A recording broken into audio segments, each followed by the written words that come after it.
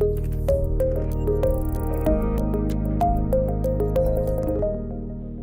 you, Carrie. Yes, I am ready. Welcome to our afternoon training session. This is session number 2. If you were there for the morning, we went over a couple of things. I'm pretty much going to go over the same things today. I'm just going to do it in a slightly different order to make sure everything gets addressed as much as it needs to be. Just so that you guys know, I think I forgot to introduce myself last time. My name is Jennifer McGugan, and I am the Help Desk Support Technician for RMS Support Center. So if you have any questions or concerns or comments, they'll usually go through my team, so we'll be able to help you out with most of that stuff. If you do post a question in the chat, I'm not going to be able to see it, so I'm going to ask that either Paul or James relay that to me if it needs to be shown on the screen at any point in time. If I am going too fast, please let me know, and I can most certainly slow down. If for whatever reason you cannot hear me, just remember we are recording this, so you will be able to go back and watch it. That actually leads me into what we're going to be talking about first, and that is our YouTube channel. So let me go ahead and pull that up. One of the things that a lot of users may not realize is we have a YouTube channel which we put little trainings for, like mini trainings, just on various different topics that the users usually asking questions about. We'll do some kind of training on it, usually about 5 minutes long. And what you will get, let me go to the home page of our YouTube channel so you can see what it looks like when you come in. What you can get is just some basic, real fast solutions on how to do stuff in RMS. The easiest way to find a particular video, if you don't know what you're looking for, but you know a specific mode, then you can come into these channels, these playlists that we have here, and see what we have, or you can go into the videos to look at all of the videos that we have. We are in the process of updating these, and we do update these every single month. So every single month, you're going to get 4 new videos uploaded onto YouTube for new training information as it goes through.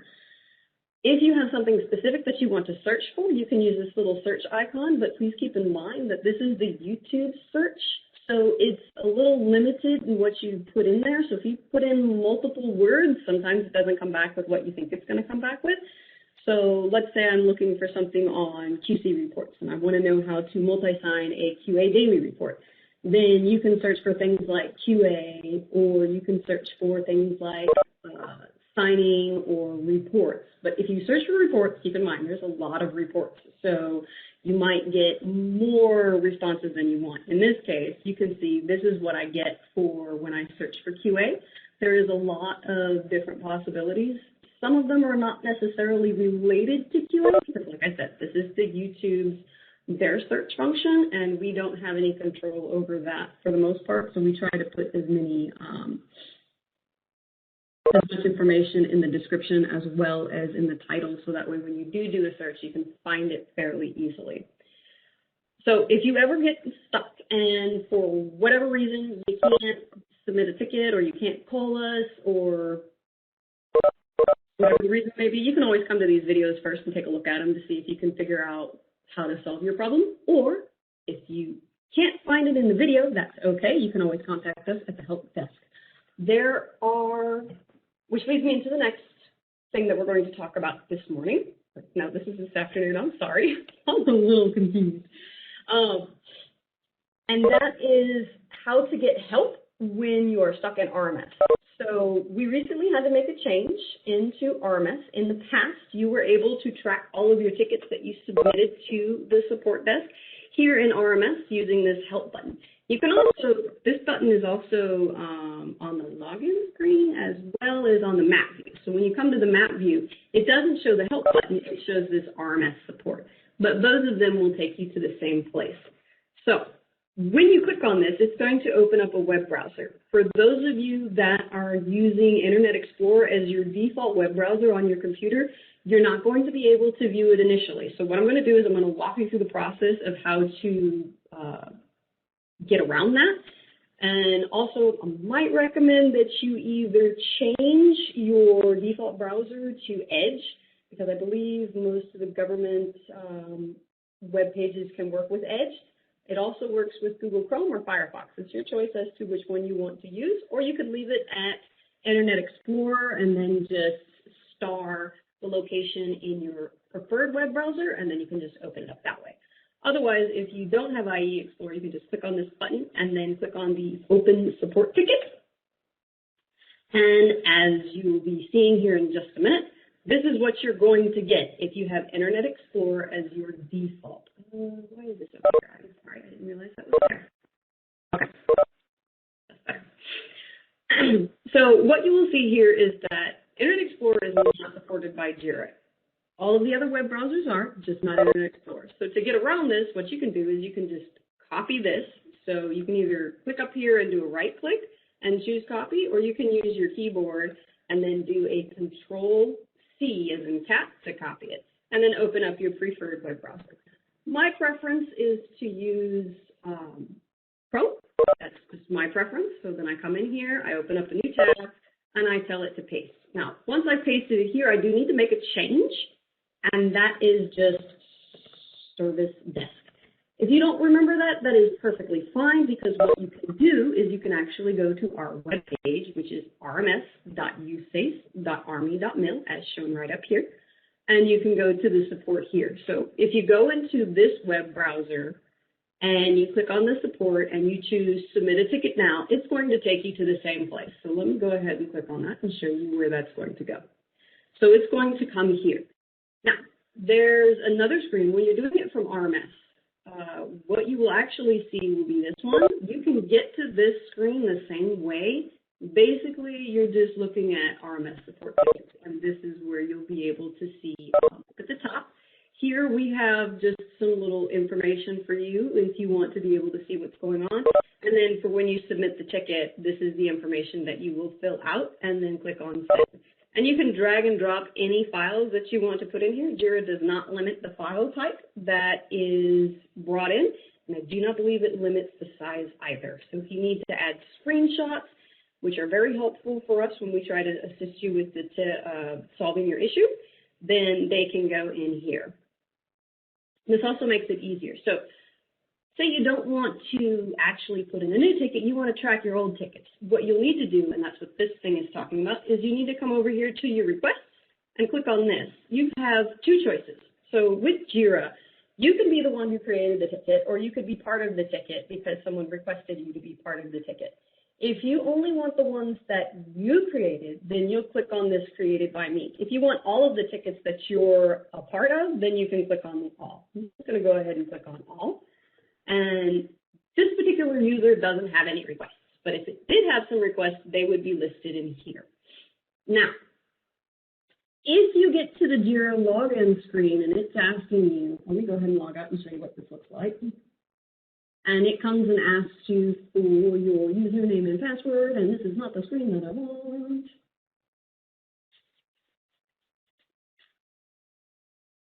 I forget you have to do an extra step to log out. There we go. It's going to take it a few minutes to load, and then it's going to come to this screen, in which case you are going to enter your email address. It's most likely going to be your USACE email address, or whichever email address you prefer to get communication from the RMS Support Center. Most of you will probably already have the USACE account, so you can just start by typing in your USACE email. If I can spell my name, USACE@army.mil, and then press the next.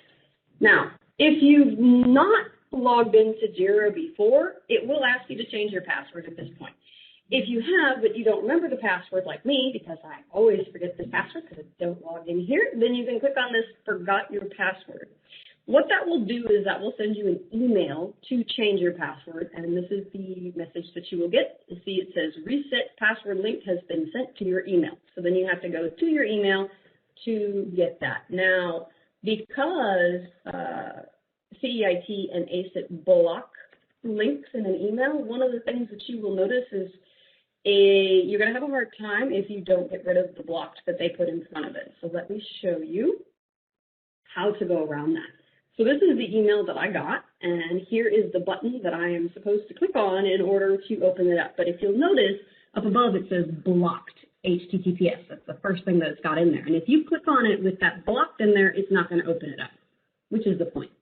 So what you do is you do a single click on it. This is in Chrome. It might be a little bit different in some of the other ones. You might be able to right click on this button to copy the link in some of the other web browsers, but in Chrome you can just do a single click on it and then literally highlight the whole of it. Make sure you get all the way down to the end.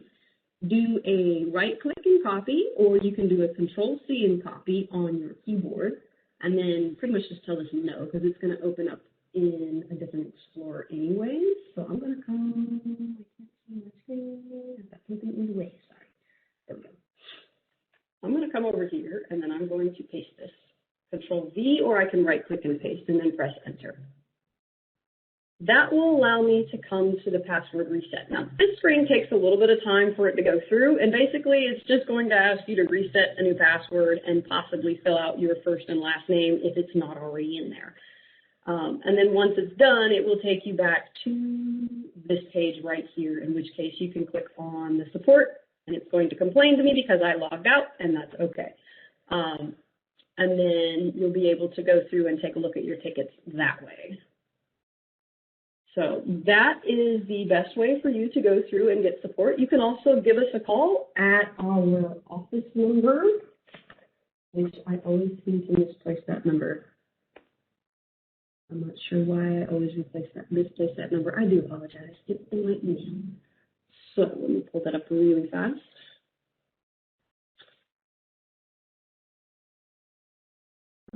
This one.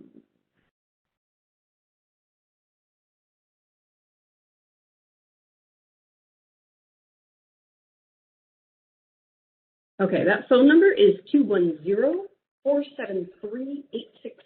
If you call that number, you can call that 24 hours a day. We are open 24 hours a day. We do have weekend support as well. It's a little more limited, but we do have the support on the weekend. So anytime, night or day, if you're working in RMS, I hope that's not being you here in the east on the actual coast, CONUS. If you're in Oconus, then it's understandable. If you're here, I'm so sorry you're working that late. But you can always contact us for any support that you have, any questions that you have. So that's pretty much what you need to know on how to get support if you have any questions. Does anybody have any questions about what I've talked about so far? If not, I'm going to go ahead and go into the submittals and transmittals. I hear silence and I don't see any typing. Okay. Then let me go ahead and go into the submittal section. I'm going to give you a brief overview of the submittals really fast before I show you everything and how to do it in RMS.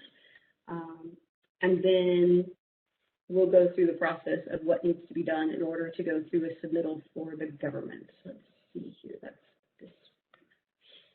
So I created this the other day to basically walk you through the process of the general steps.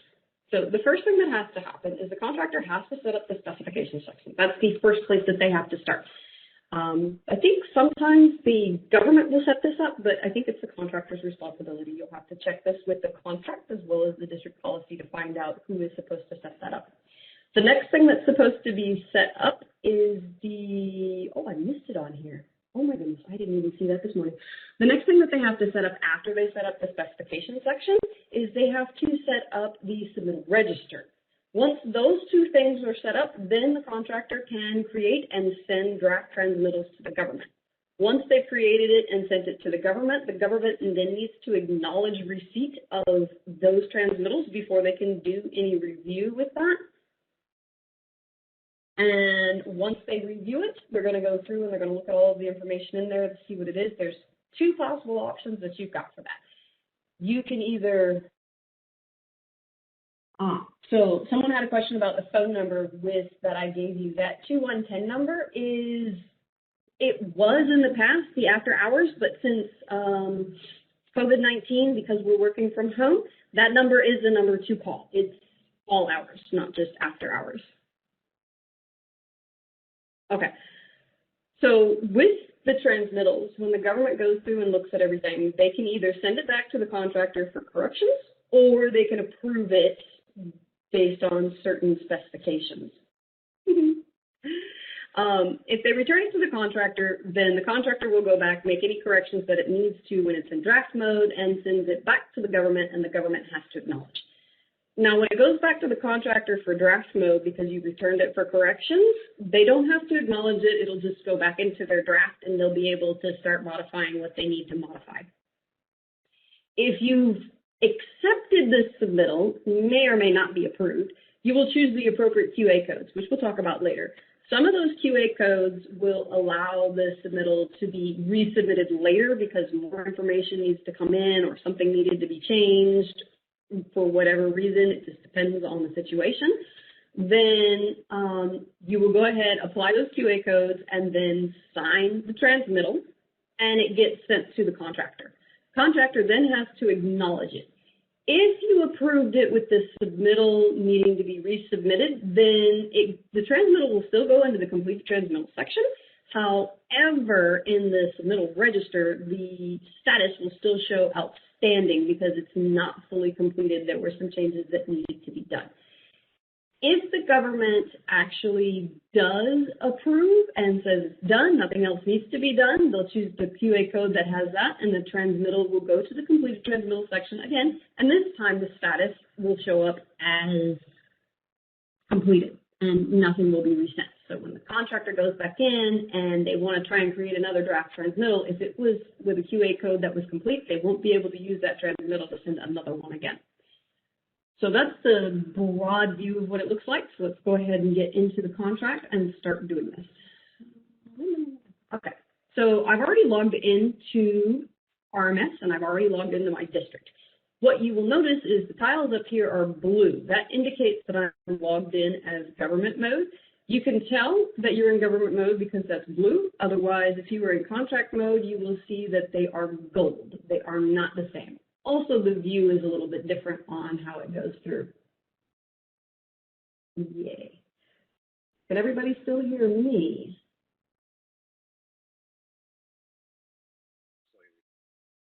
Yes. Perfect. Okay. Thank you so much. Okay. So from here, from the district, I'm going to go ahead and open up the contract that I am going to be working with. And the first thing that I would advise for you to do is to go into the administration and the contract notification control. The reason that I advise this is because most of the government users are going to have multiple contracts that you're going to have to keep track of, and you'll have many of them to go through, and you're not going to want to have to go into those contracts every single day checking to see if the transmittals have been sent to you.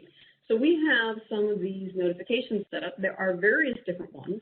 The ones that are most important for the submittals are going to be down here on the end, and the ones that I have set up in here for being to send me messages is for when the transmittal has been submitted to the government. And I specifically chose Notify in RMS, which will notify you down here in the bottom right-hand corner where it says, in my case, 0 messages. I've also chosen to notify via SMS. If you choose Notify via SMS, you must have a phone number in here. We do accept overseas phone numbers now, so you should be able to put in an overseas phone number and get your text messages that way. Please note, though, you might get charged if your system charges you for text messages, depending on how that goes through. In the U.S., I think most people have unlimited text message, so you don't have to worry about that too much. But you can put in the phone number. The format they suggest is with spaces, but you don't have to do the spaces. You could also put the dashes, but you don't have to do those ones. I would put it in there without just because it's easier for me, honestly. And then the other option that you can do is the checkbox for notify via email. If you do that, then you need to make sure you have an email address up here. Now, for the phone number and the email addresses in here, you can put in whatever you want. You are not limited to one email address or one phone number, but please note that anything you put in here in this contract will show up in all of the other contracts in the contract notification control. The only thing that doesn't show up are the check marks.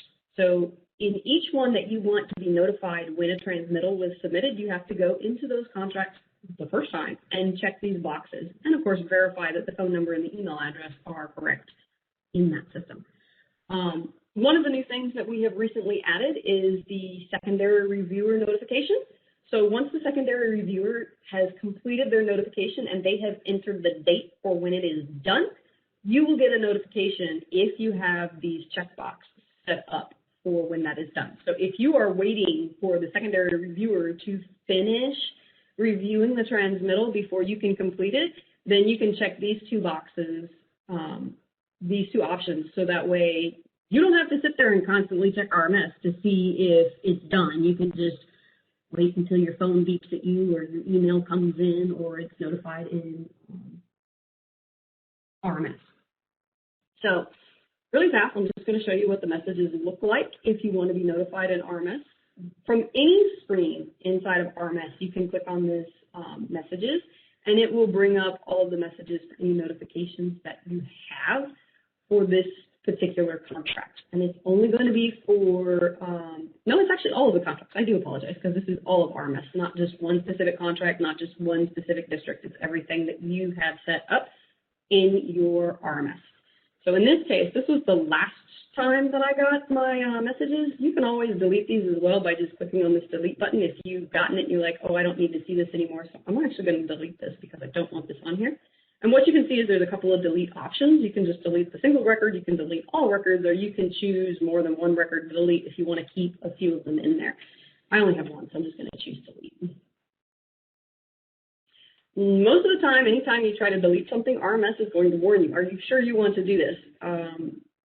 That's important. Make sure you read those, because sometimes you accidentally might be clicking on something that you don't mean to. And I will show you one of those a little bit later when we go through the rest of the part of the training. Let me go ahead and back out of here.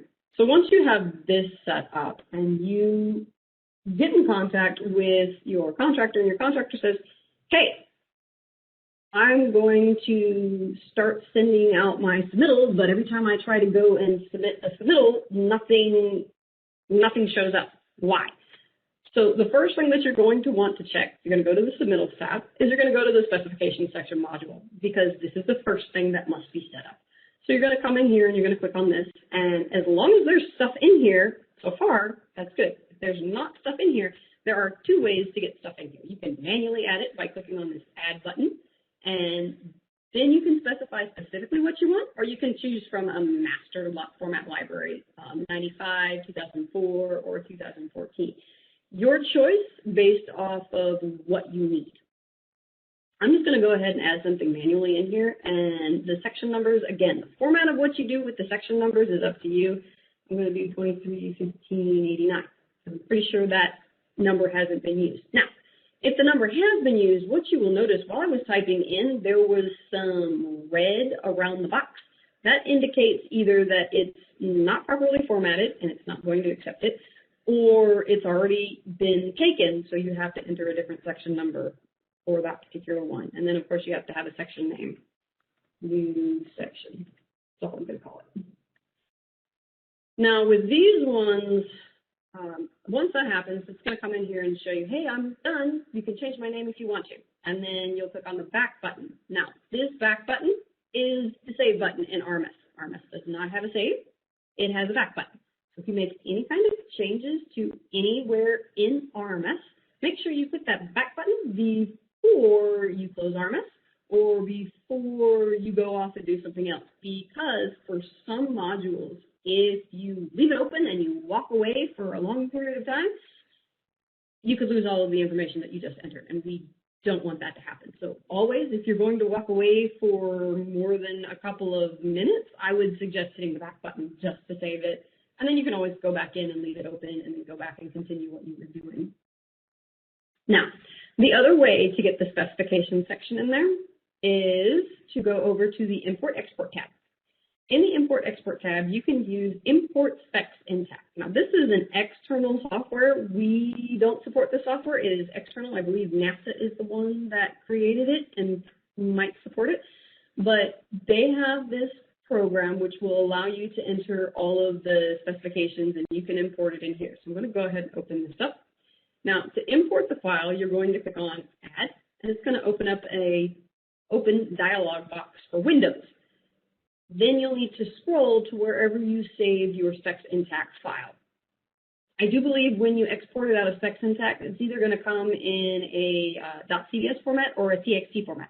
Whatever it exports as, that's what you're going to bring it in as. And then it's going to go through the process. Now, I don't have any spec syntax files because I don't have spec syntax. So we'll go ahead and just cancel this and then hit the back button. Most people don't use the spec syntax. We actually tend to use the import submittals, and I'll talk about that in just a minute. Because the next thing that you have to do on the Submittal tab is the Submittal Register. So once the specification section is added, then you can go to the Submittal Register. When you get to the Submittal Register, if there's no information in here, then that information is probably what's stopping the contractor from being able to submit the transmittal, because maybe they put the specification section in there, but they didn't put in the Submittal Register. So what happens here is, if this is not showing up, there are two ways that they can enter the information. They can either do it manually by clicking on this Add button, or moving back over to the Import Export tab, they can go to Import Submittals. Now, the nice thing about this Import Submittals is if you use the Import Submittals, you can completely skip doing the specification section, because the Import Submittals will actually fill all of that stuff out. It does both the register and the specification section at the same time. So you don't have to worry about doing both. So if you have a lot of sections that you're going to be in for a contract, I would advise you to use this Import Submittals and go from there. So what you will see is there's this basic little information talking about what it is that you're going to be importing. It tells you all of the information that will be imported. And we have this download template for you to be able to download the template that you will need in order to import into RMS. So when you click on this button, it's going to open up a web browser, and then it's going to ask you, what do you want to do with this file? I'm going to save it because I don't want to open it. It's a zip file. So I'm just going to go ahead and tell it to save. And it's going to ask me where you want it. Now, I've already saved one, so it gave me one with a copy, and it's sticking it in downloads. To make my life easier, I'm just going to click on this downloads. Now, I know in Chrome it's a little bit different. So instead of the download showing up in a pop-up screen like this, it will actually show up down here on a small little bar that you'll be able to do. But again, my default browser right now is Internet Explorer. I will have to change that after the training is finished, though. I'm going to go ahead and open up the downloads folder. Now, once I've downloaded this, the next thing that I need to do is I need to extract it. So I'm going to right-click on this folder that's zipped up, and I'm going to tell it Extract All. This is a template. You can save this wherever you want. It looks like it went behind my screen. Now, where'd it go?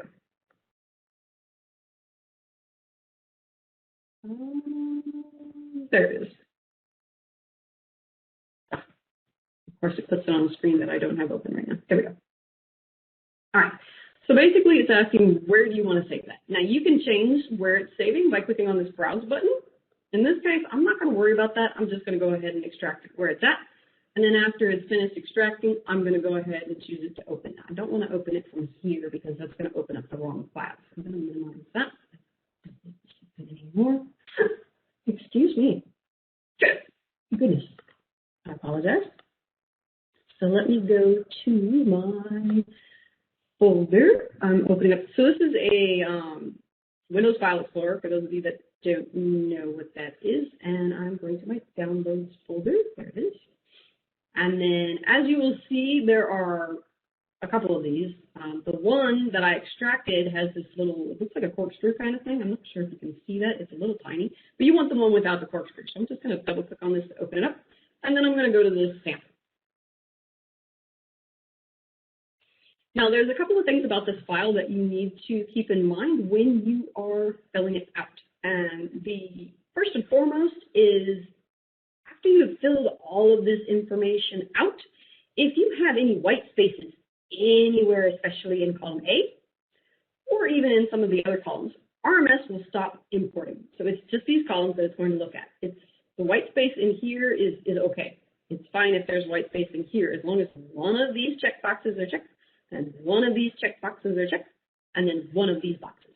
So as you see, there's the reviewing office, the classification, and the type of submittal. You can only check one because only one of them is possible.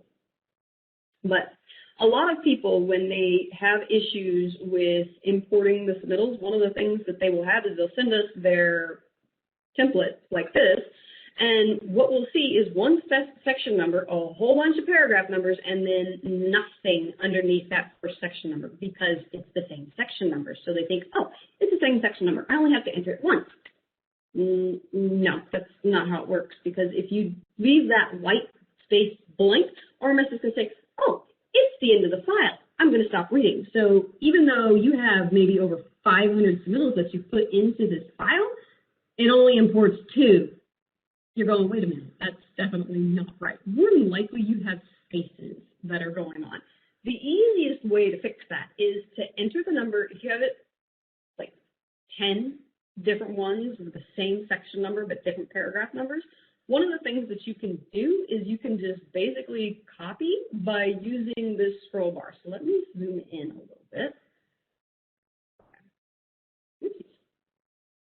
And what you will see is when I click on this cell, there's a box around it, and there's this little square down here in the bottom left side, to the right, the bottom right corner. Now, normally your cursor is going to be this white cursor, but when you roll over where that square is, it changes to a black cursor. What this allows you to do is copy it down to the next cell or the other. So you just click and hold your mouse when you're on this view to bring it down. If you click and let go, it's not going to do anything. It's just going to go back. So when you click, if you let go and you see that it's not coming down, then that's why. The only thing that I would have to say that I don't like about this is if there is a number on the back, Excel will change that number. So let me add just this 1 and show you what I'm talking about when I copy this down. It's going to change that 1 to a 2. We don't like that. So to fix that, oh wait, it did it right this time. If it does it to where it's not going to copy properly because it's going to show you the different 1s and 2s, all you have to do is highlight 2 cells that have the same number and then just populate it down as far as it needs to go. You can see here. Yeah, no, we can't change the size of this one right now. So if you want to see what's in there, you just have to come in here and look up at the top to see what the numbers are. I'm not sure why this one is so small, though. Okay. Anyhow, so once you fill out the section number, the paragraph number, the description, and you've checked one of these boxes, only one of these boxes and one of these boxes, the next thing that you need to make sure you do is the contract number and the delivery order number. These numbers must match the contract that you are going to import this particular submittal register into.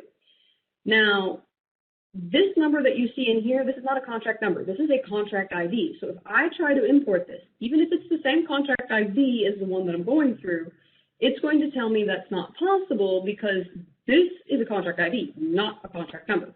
So let me show you where to find that contract number. And I'm going to save 2 copies of this. One with the contract ID so that you see what it looks like when you're trying to import it and you don't have the right number in there. And then 2, what it looks like afterwards. So let me do a file save as. And I'm going to put this on my computer.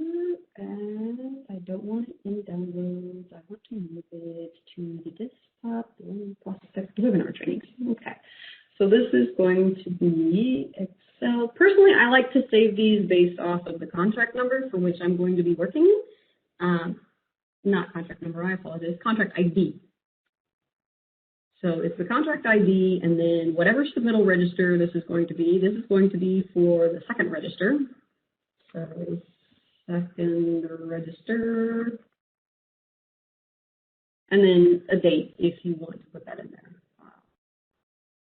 Oh my goodness, I don't know what today's date is. I can't use that in there, so I'm going to do 04/14/2021.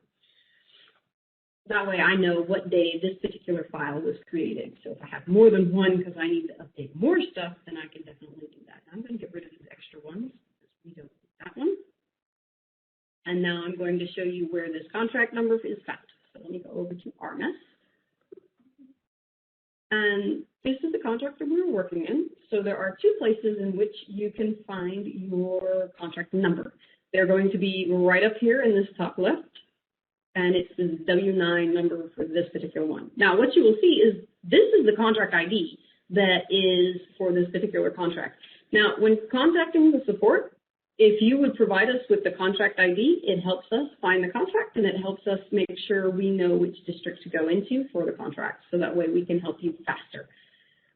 But as long as you give us the district and the contract number, we should be able to find it. Please note, however, if your contract number has dashes in it, provide those when you submit the ticket, so that way it has the dashes. Because if you provide it without the dashes and we go to look for it, we might not be able to find it if it has dashes in it. So I'm going to click the back button. The other place, and this is where I like to do it because I can just do a copy and paste instead of trying to remember this number, is under the Administration tab in the Contract Description module.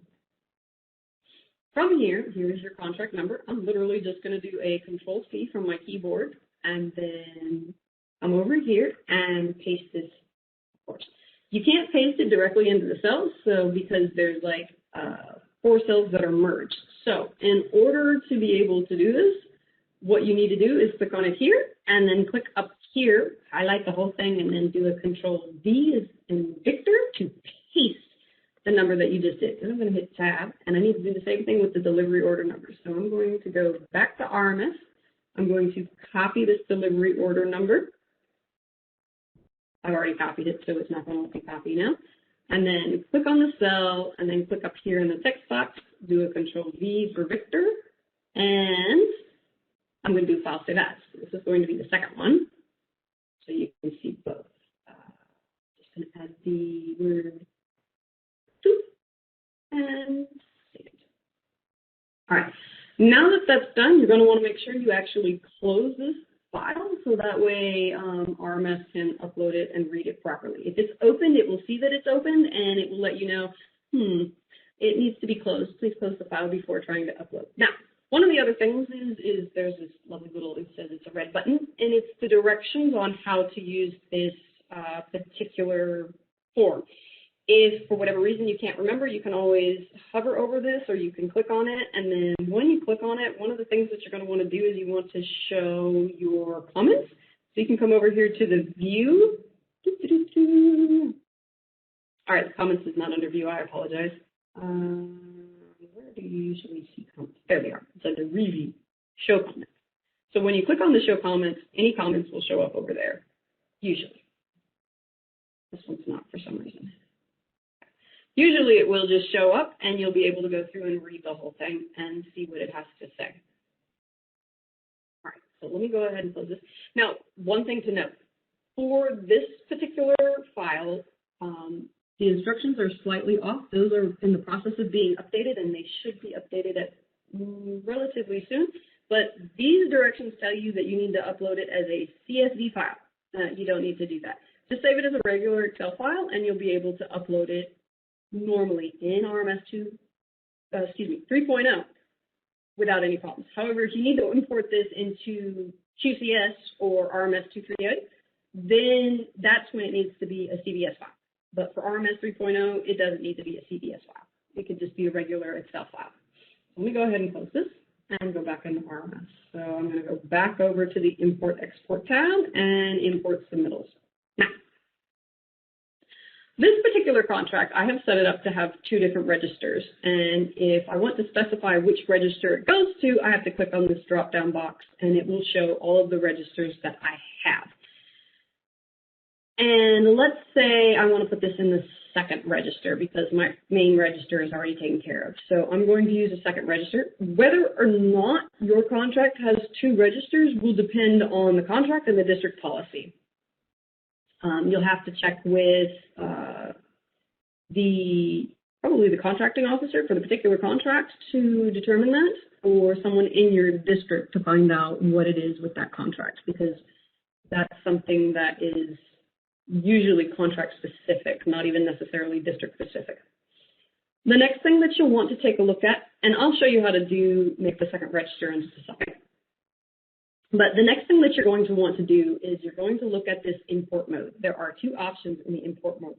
The first one is the overwrite existing submittals. Now, the only time that we suggest you use this is if there are no current submittals or transmittals in the transmittal log that has been sent to the government, either in the process, in draft mode, or over in the completed file.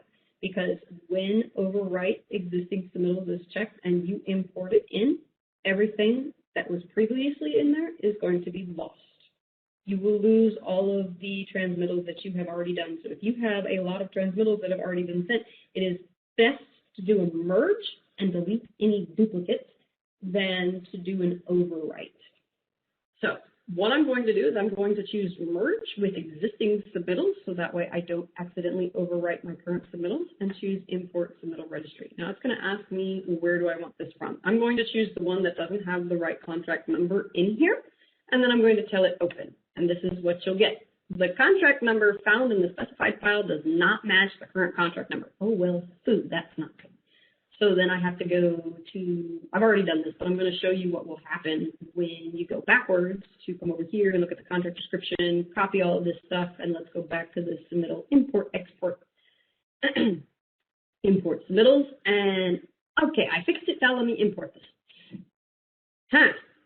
This is interesting. There are 505 existing submittal items. The reason this is happening is because I didn't change any of those settings when I came back in, because I had to make a change to the file. So I'm going to go ahead and click on no, because I definitely don't want to overwrite those ones. And notice what I had selected the last time, because I left the module and came back in, was reset. So I'm going to go ahead and reset this back to the second register and to merge. And I'm going to tell it to import. It's going to ask me which file do you want, and I'm going to tell it open. And it's going to take it a few minutes to go through and do that, and it will tell you once it's done how many it is imported. So if you're expecting to see over 500 submittals imported and you only get 20, then more than likely it has to do with your blank cells that are inside the file. If you don't have any blank cells and you're still getting something strange like that, there could be some other settings that are having a problem. Go ahead and submit a ticket to the support center, and we can help you out with that. Also, send the file that you're using to import, so that way we can take a look at it and see what's going on with it. You can also call us, call us, email us, or go to the Jira service web portal, and any of those options will give you the option to send everything that you need for us to help you out and solve your problem. All right, so I'm going to go ahead and say OK. And that's now done. Now let's go ahead and back out. From this point, let's see, let's go back over to, we'll do the submittal register. So say I want to create another register. I want to have 2 registers, not just one of them. So back in the submittal register, what you will see is this blue box here. This is the one that specifies the register. Now, if you only have one register and you want to add another one, and you click on this button to try and add another register, it will tell you that it can't be done here. It will tell you exactly where you need to go in order to do that. So let me go ahead and show you where that is. Otherwise, you can select your register from here. So let me cancel this. I'm going to hit the back button. You need to go to the Administration tab, and then go to the Contract Setup module. From the Contract Setup module, you're going to go over to the Submittal Schedules tab up at the top, and then you're going to click on the Add button. So now I'm going to add another register, and this one's going to be my third register. And I'm going to click OK. And it'll show it. And if I want, I can change the name as necessary. Hit the back button to save it. And then I'm going to hit the back button again to go back over to the Submittals and the Submittal Register. Now, when you come into the Submittal Register, the default register that's always going to show is the Register 1, which is the main register. And this will show you everything in that register. Now, there are a couple sorting tiles that we have here, so that way you can limit this down a little bit with what you want. The first sorting tile is this one, and that allows you to see everything. So that's just everything that's in the main register, only the main register. If you want to see what's in the other registers, you need to click on this blue tile and choose which register you want to look at and see. I'm just going to show you what the second register looks like right now. It's pretty small because I've only done 2 of the same things. And notice there are duplicates in here because I did run pretty much the same thing as before, in which case I should probably go through and delete anything that is a duplicate.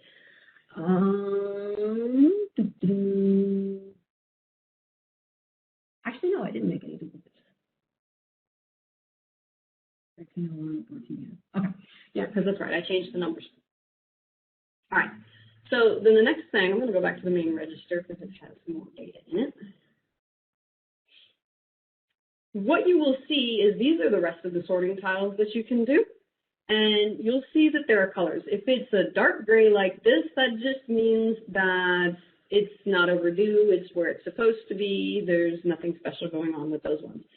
So there's a table-style grid here showing the different sort options. You have the outstanding options for KTR, basically all of them, those that are due more than 7 days out, those that are due within the next 7 days, and those that are overdue. Now, you'll notice that the ones that are due within the next 7 days will show up as yellow, and if there is a number in here, if it's a 0, it'll just be gray like the rest of these. And if it's overdue and there's a number in it, it'll show red. So you'll be able to see, wait a minute, what is this red stuff? Let me click on this and see what this is. So these 3 are in review. Now, this status here tells you where it's at. If it is in review, that means the government has it, and the government is having to look at it.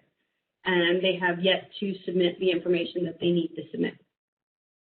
Another thing that you can do, let me go ahead and look at all of them, is looking at the status. If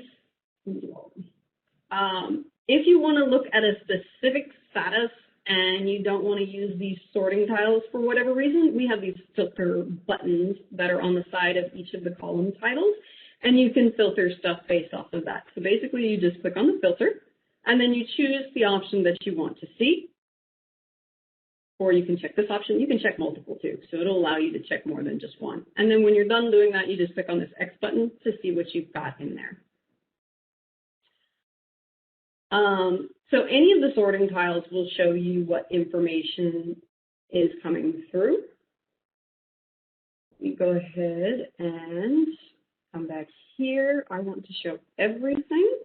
But notice it's not going to because I have this filter on, so I need to turn the filter off. And basically that, you can just uncheck that and that'll show everything. Now when I go through and look at some of these are going through and showing up again. Now, what you will see for the Submittal Register is this will tell you exactly where it is in the process of being submitted. Outstanding is one of two things. Either the contractor hasn't submitted it yet, or the contractor has submitted it, but it needs to be resubmitted later, in which case the status will show up as outstanding.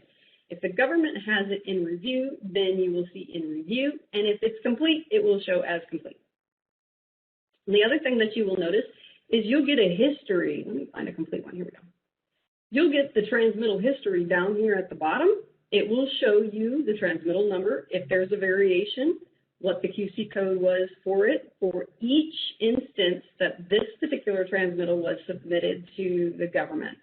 Also, the date the government received it, what the QA code was that assigned at the time, and when it was sent back to the contractor. So you will have all of that information down at the bottom for a quick view if you want to go through and do it. If it's outstanding, you can certainly click on that, and because that will tell you whether or not it's been submitted the first time or not, if nothing shows up down here in the bottom. If nothing shows up, then this particular submittal hasn't even been submitted to the government yet. If something does show up, that means it has been submitted one time and needs to be resubmitted at a later date and time. Now, from here, for whatever reason, if you have to delete, you can go ahead and click this delete button because you need to clean some stuff up. Let me do that in the second register. I do not want to mess up my main register. Let's say I accidentally entered this one. I don't want it. So I'm going to go ahead and choose delete. Again, you have a couple of delete options. You can either delete a single record, you can delete multiple records, 2 or 3 or 4, or you can delete all of them. I would not recommend using delete all of them unless you don't want to use that register. And as long as you haven't already submitted the transmittals to the government. There aren't any in the completed section. There aren't any in the in review section. And I'll show you those sections in just a minute. But if there is a record, don't delete it. If a transmittal has already been submitted to the government, don't delete it because it will cause issues. But otherwise, I'm just going to hit this delete one, and it's going to go through and say, okay, I'm deleted. We're good to go. Okay. Now you can always edit them. So let's go here and edit this guy. You can either edit by single clicking on it and then double click and then click the edit button, or you could just double click on it to open it up straight in here. Now in the submittal items, the things that you can set are the description, the required for activity, which there's another way to do the required for activity, how to set a submittal item to an activity. You can do it individually in here, which if you're going to be doing one activity for a bunch of submittal items, I would suggest doing it in the second place, which I'll show you in just a moment. You can enter the paragraph if you want to change that. You can change that here. If you want to tell which drawing it's for, you can change that here. This date, the start date, has to do with the activity start date. If there is an activity start date for the activity once you set up the activity, then it will show up at this point in time. If there is not, then it will remain like this, as this one has done. I don't have any activities set with start dates in this particular contract at this time. So there's not going to be one that will show up here. You can also change the lead lag time. So if you have your days to review at 15 and you get a lead lag time of 5, then you can add 5 days in here and you can put 15 in here. Now, these can also be, the days to review can also be changed in group on the section where I will show you how to do the required for activity as well. But individually, you can do this in the Submittal Register. You can also specify what kind of submittal type it is, and that's just going to be if there's more than one number for that particular submittal. Oops, excuse me. So I'm not going to set the type. I'm not going to change it. I'm just going to leave it as it is, and then set that there. The next thing that you can change is the classification. Again, this is usually best set when you're doing the import or when you are in the submittal assignments, which again, I will show you in just a minute. And you have the for information only, the government approved, designer of record. So for government approval and the designer of record approval, as well as the review design, obviously they need some kind of approval from the government before the contractor can continue doing whatever work it is that they're proposing. And that's what these would be for. Otherwise, the FIO, if they're just saying, hey, this is what's going on, then it's FIO. And then you have these other options. Now, which option you choose for your transmittal is going to be based off of your district policy as well as whatever is set up with that particular contract that you are working in. You can also set who the primary government reviewer is inside each of the individual items. You cannot set the contractor reviewer. That's on the contractor. They have to go ahead and do that one. And if we have time later on, I will show you what it looks like from the contractor side, but for right now, may not have the time later, but you can set the government review. So when you click on any blue box that looks like that, it's going to bring up a lookup box. In this case, it's a staff member lookup, and I think I want myself to be the primary reviewer for this particular one. Let me just spell my name, sorry. And for that, you can just double click on the person's name once you find it, or you can click on their name and then choose, okay, now let me go back in here because I did that a little fast. Almost all of your lookups are going to have a search bar here. Now, you're probably going to have lots of people showing up in here, and I don't know about you, but I don't want to have to go through and look for all of those to try and find the person that I'm looking for, which is why I use this search to narrow it down. And I search by the last name because that tends to be more effective, especially with my name. That's such a popular name. Unfortunately, it makes finding myself a little difficult sometimes. So that's why I always go and search for my last name. And this significantly narrows the list, so I'm not having to go through and try and eyeball, okay, it's sorted in alphabetical order. In this case, it's not. Yeah, you can sort it in alphabetical order by clicking on the tile up here, and that's the same pretty much for any part in RMS. If you have a column title, if you click on it, you'll be able to change the sort. Single clicking on it will do A to Z. Or if you click on it a second time, it will do Z to 8. And then if you click on it a third time, it'll just put it back the way it was. So if you want to do it by sorting it, feel free. I don't recommend it, though. Let me go ahead and cancel it because I'm going to leave it with where it's at. And then if you want specific secondary reviewers set in here, you can also do that by clicking on this Add button that's right here. And again, it will bring up the lookup. And it's a slightly different staff member lookup, but it's still going to give you the same basic people. I'm going to assign this one to Paul.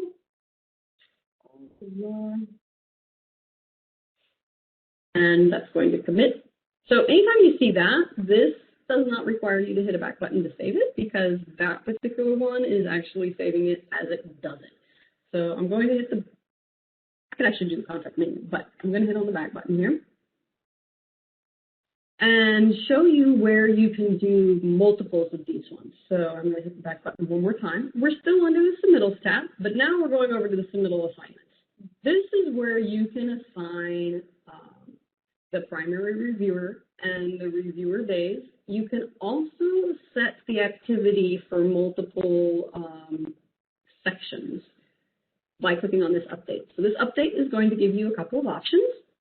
And we're going to start with assign primary reviewer for unassigned submittals, or assign primary reviewer office for invalid offices. So if it needs to be reset because the office was changed, you could use this option. Replace reviewer somebody with somebody else. That's an option. And then you can also replace invalid reviewer with a valid reviewer. That kind of does the same thing as this one up here. And then this is where you can set the government review period. And the last one is the activity. So I'm going to start on the bottom. And this is where I can do this. So I'm going to go ahead and choose the second one. And now I have two options that I need to choose from. I can either select submittal items from those not assigned to an activity, in which case I'm going to go ahead and do that because I already have some that have already been set to an activity and I don't want to override those ones. And the other option is selected submittal items for all submittal items. So basically, if you want to overwrite what is already set, you can check this radio box here and then click on the next button. Now it's going to ask you which submittal items do you want to put this on. If you want to put this on only a single one, you can simply click on the single one until it's finished. However, if you want to do multiple, I would suggest clicking on these little boxes that are beside it, because if you try clicking in here for multiple, and all of the rest of the ones that you did disappear. That's because if you're going to click in here, you have to push and hold the control key on your keyboard and then go through and select it. So I would always just recommend selecting it with the box over here, because then that way you won't accidentally go take your finger off the control key and go, oh man, that's not what I wanted to do. So I usually do it over here. Just makes life easier. And then click on Finish. Once it goes through and it does that, it's going to tell you, hey, I replaced 6, or 6 were updated, because it didn't really replace anything. And it's going to take you back to the screen, so that way if you want to set another activity to multiple submittal items, you can do that. If you don't need to, and it's completely done, you can either hit the back button, or you can hit the cancel button. Your choice. I'm going to hit back. Now, the next thing that I want to update is the government review period. So let's just say for all FIOs, I want to set a specific review period with one of these two options. So I can choose which classification I want, or I can choose all of them, or a few of them, depending on what it is that I want to update. And you can either set all 0 review period days to, and when you click the next button, you'll be able to enter the date, or you can replace the review days from, say, 30, which most of mine are, with, say, 15, because for, let's say, FIO, all of mine right now are currently 30, so I want to replace the FIOs from 30 to 15. I'm going to click on Next and replace the review period of 30, and I'm going to hit the Tab button and put it on 15 until it's finished. And replacement complete. Nothing was actually changed in this case, because apparently none of my FIOs are 30. That's okay. Okay, so any other time you want to do that, it says, hey, you need to select the classification. So you can't do this without selecting some type of classification, which is a good thing that it tells you that. So I'm going to hit the next button. And now it says, okay, set all 0 days to 15. So I don't think I have any 0 days, so let's see what we get. Yep, none were set up. So that's a good thing. All right, so I'm going to hit the back button.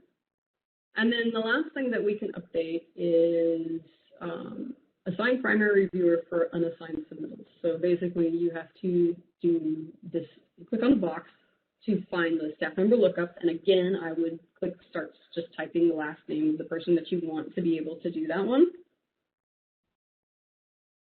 I'm going to pick on James this time. James, you're going to be the staff member for this particular one. And I only want to do it for certain sections. You have the option to do it for all of them, or you have the option to do it for specific submittal items, depending on how you guys have that set up. And then I'm just going to say these one, and these one.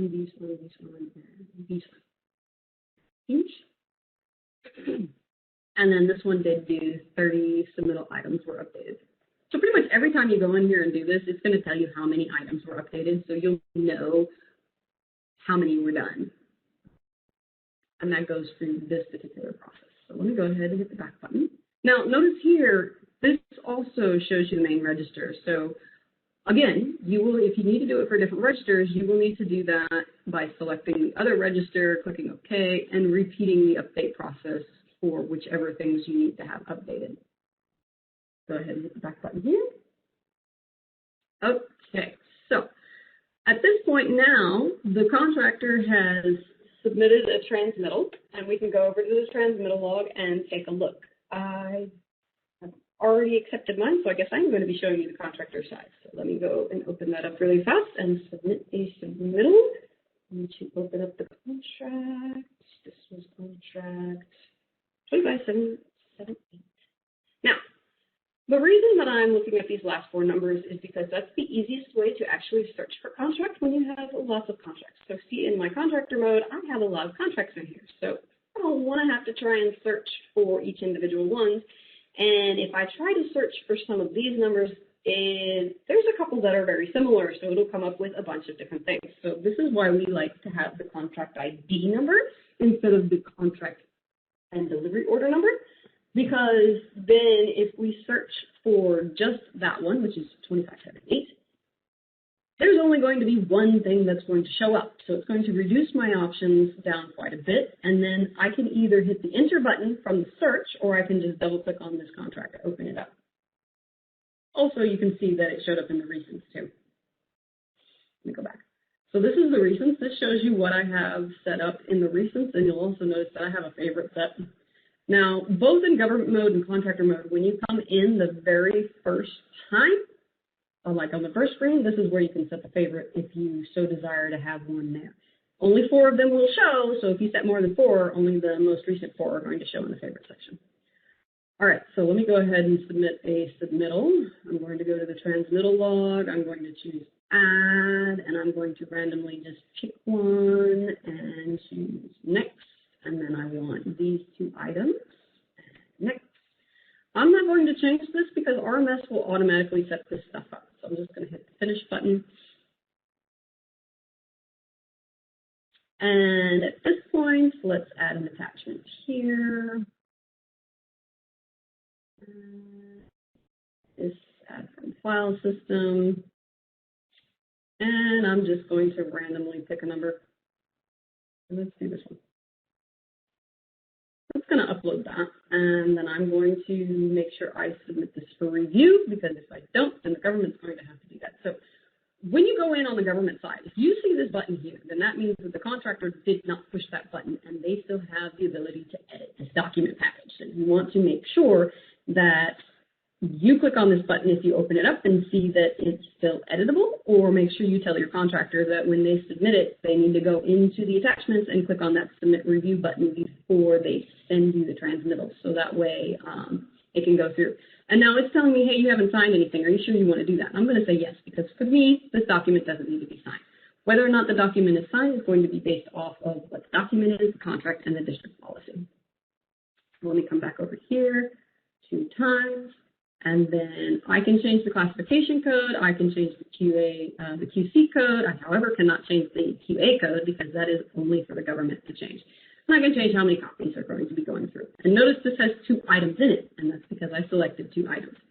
But I'm not going to do anything else, so I'm just going to create and digitally sign this 4025. Now, this particular user is logged in as a email login, as most contractors will be.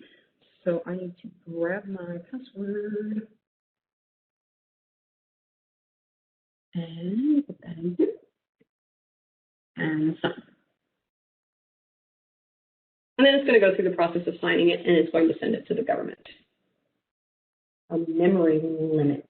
What do you mean by a memory limit? Just by how, like the size of the documents? Yes, there is a limit to how much, how big the file can be, as also the file type. So I will go over that in just a minute. The file size can't be any bigger than 250 megabytes for most document packages inside, and yes, it's per attachment, not per document package. You can put as many files as you want in the document packages.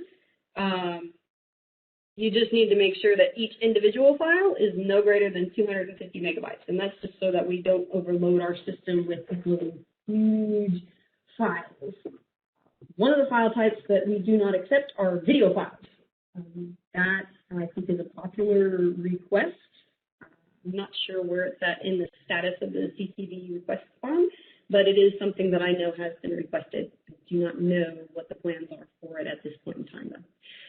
So as of right now, no video is uploaded into RMS because those files are just entirely way too big. So at this point, I'm going to add one more just to show you the difference between when a contractor manually signs versus when a contractor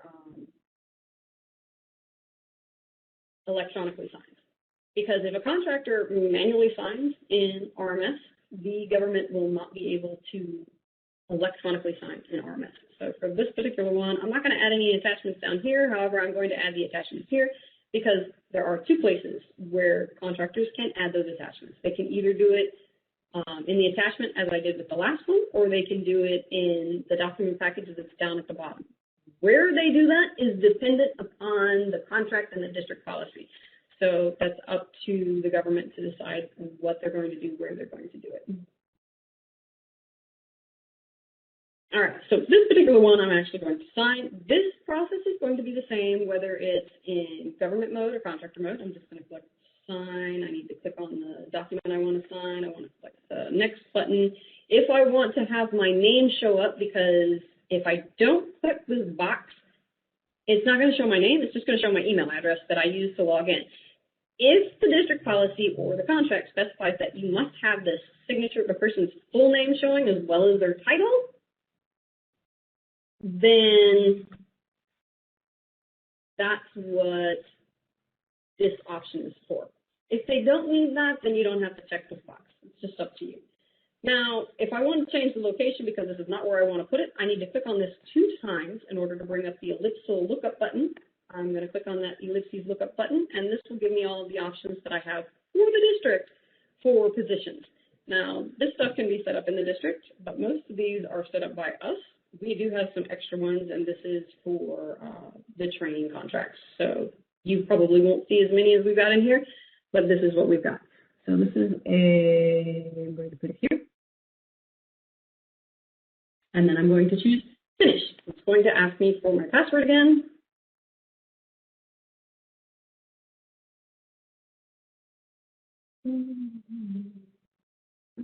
Now, the only thing that I'm going to have to say, again, we're not going to submit this particular one for review because that will happen when we click on one of these 2 buttons. Now, in this case, I'm going to manually attach and sign. The contractor will have to click on this 4025 button up here so that way they can pull up the actual 4025. It looks like this. Save it to their desktop so that they can go in and manually sign it however they wish to manually sign it, and then upload it back into RMS. And when they click on manually attach signed document, it says, attaching a manually signed copy of the 4025 will complete the data entry portion of this transmittal. Are you sure? Yes, I'm sure. So I'm going to put yes. Then I'm going to go to this 425 and upload it because I already have it saved. Don't think I have it signed though, but that's okay. And then what you'll notice is all of this stuff will go away. And down here, the status changes to in review. That's a good thing because that's what you want. When you're looking at the attachments in a 0, that means there's nothing up there. But if it has 1 and it says not complete, then the contractor didn't go in and click on that submit for review button. But as soon as you open it up, it will submit it for review and you won't have to click the button usually. All right, so what I'm going to do is go back over to government mode after I back out of here. Yep, and went from my draft to pending government receipts. So let me go over to government mode. And I'm going to refresh the screen. As you see, my little button is circulating. There's new data because on the contractor side, we see 2. On the government side, we see nothing. So I'm going to put this refresh. And now we see the 2. Now, default view when coming into the transmittal log for government is going to be the transmittal in review. But if you're trying to accept a transmittal that was just sent to you, you're going to click on this button right here. Now, notice down here, I have a lovely little red message that says 2 messages because I submitted 2 transmittals to the government. So as soon as they come through, they'll show up down here.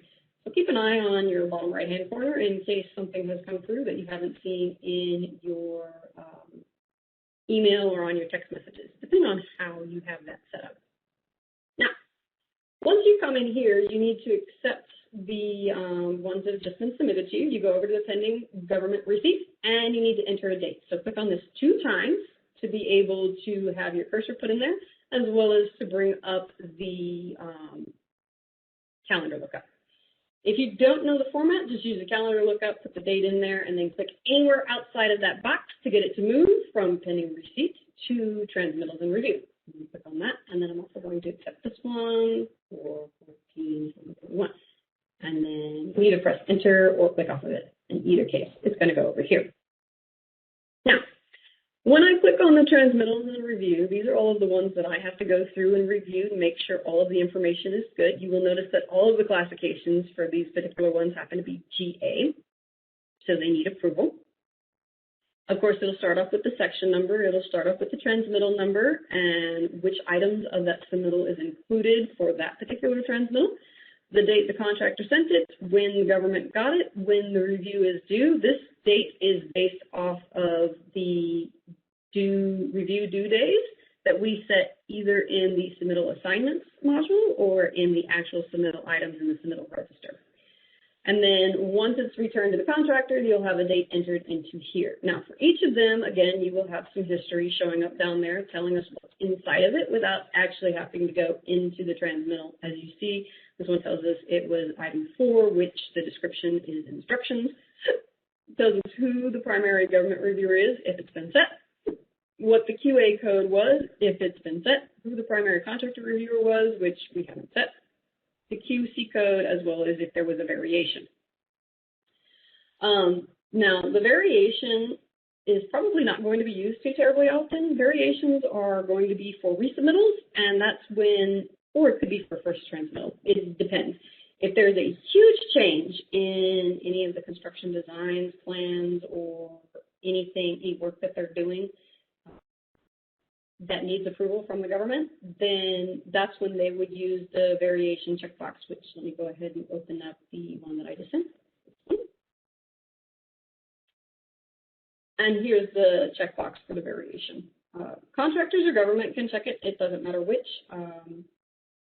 So as long as that one's checked, if there's a change that had been made, and we're talking about a big change. If it's a color change, you're not going to need that variation checkbox. If it's a size change that's going to change the whole of the project, then yes, you need that checkbox checked. So that way the government knows, oh, there's a big change coming. So once we get in here, the things to look for is you'll have this date here, which you cannot edit because this was the date the contractor started creating this one. This is the date that you received it, which you can change here. Just note that you won't be able to change it before the date that the contractor sent it to you because the government can't receive something that the contractor hasn't prepared. So make sure you enter the correct date. It will give you a warning if you accidentally put the wrong year. You just bad habit, you tell you 2020, and then you're like, oh wait, it was supposed to be 2021. That's fine because it'll warn you. It'll give you a red box around it saying, hey, yeah, you can't do that. So let's go ahead and show you what that looks like. Yeah, see, it has this red box around it. It's like, yeah, no, you can't do that. And then if you hover your mouse over it, it will tell you what the problem is. So change that and we'll put that back. And then this is the review due. Again, this date is set in either the submittal assignments or in the submittal item itself in the submittal register. And you can change it here as well. Whether or not you change it here as well depends on, again, district policy and the contract and the specific actual transmittal. So those are things to take into consideration. And then in this area, this is all of the section items that are included for this transmittal. In this case, it's only the one. I didn't include another one. Any any comments or remarks from the contractor or government are showing up down here. Contractor remarks will show here if there are any. And for the primary reviewers, you can enter reviewer comments down here. And then if you need a secondary reviewer, you can click on this tab here to go to the secondary reviewer. And this is where you can click on the add button to add your secondary reviewer in this case. And it will bring up the same one that was in the submittal assignments module.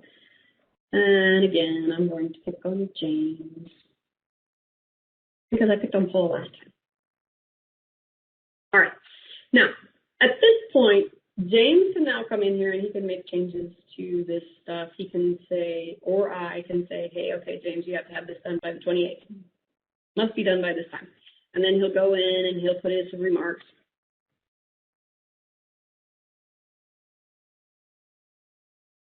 And then what he'll do is he'll do his completion date. Once this date has been entered, you will notice that my number of messages down here is going to increment to 2. Well, it is 2, so it's going to increment up to 3. And then you can put in, I'm going to just manually enter today's date and hope I put it in there correctly. And as you see, I did not. I have fat fingers. All right, let's back that out and then press enter. Tab button works better. Cool. All right, so now that this has come through, I'm going to hit the back button and then I'm going to come back in.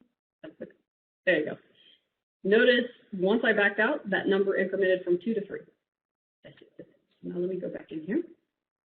This allows the secondary reviewer to go in and make any changes if they have to before they get out of it. So say they put that in there, they put the date, and they're like, oh, wait, I forgot something. Let me do this. And then once they hit the back button, you will get notified that they are done. Excuse me.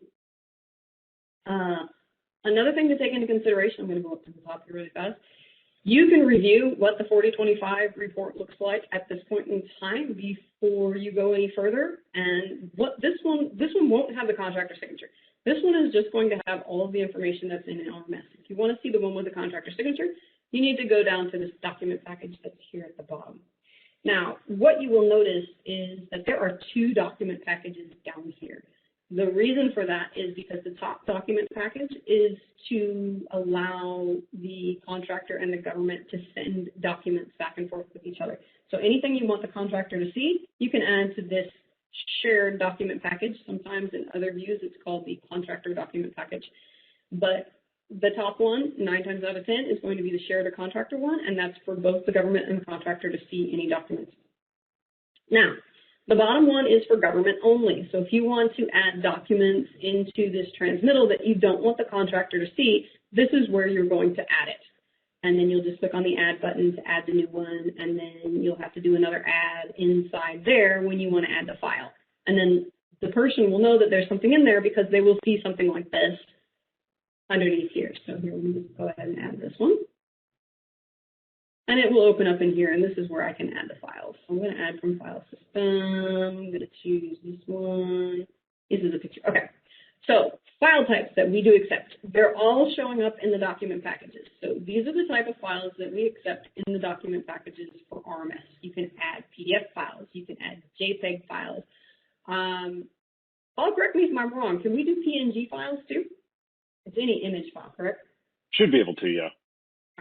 Yeah, I'm pretty sure any image file will come in without any problem. You can do text files, Word documents, Excel files. Now, for the Word documents and Excel files, I believe any, if it's DOCX or DOC, either one of them will work. The same thing with the Excel files. I think the only ones that may not work will be the ones with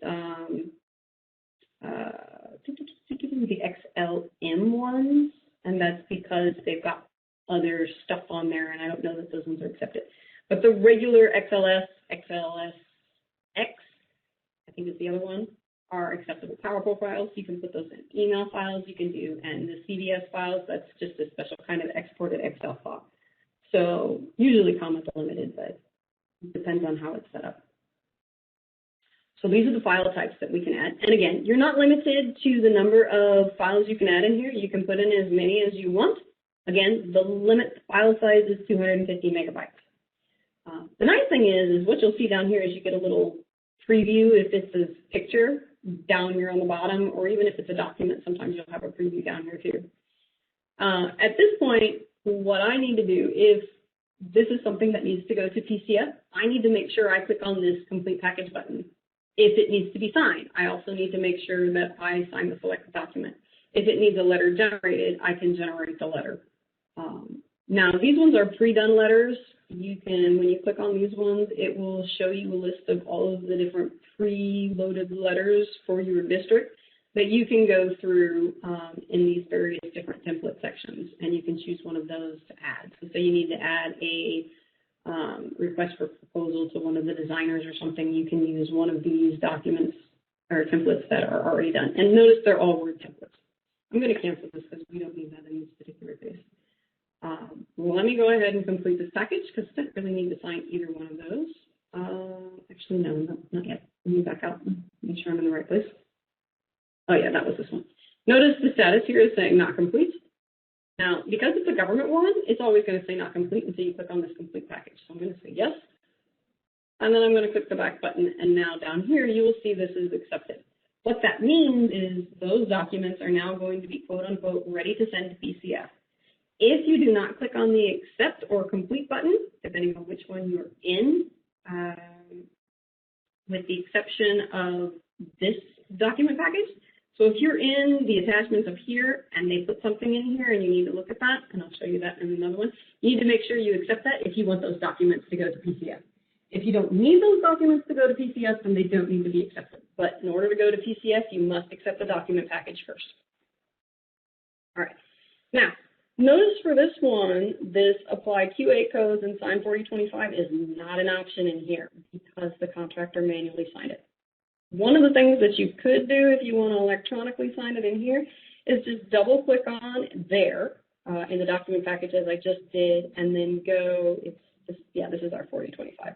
And click on it. I'm actually going to do both of them. So I'm going to select sign document, and I'm just going to select both of them. I want to sign both of them because the signature can go in both places.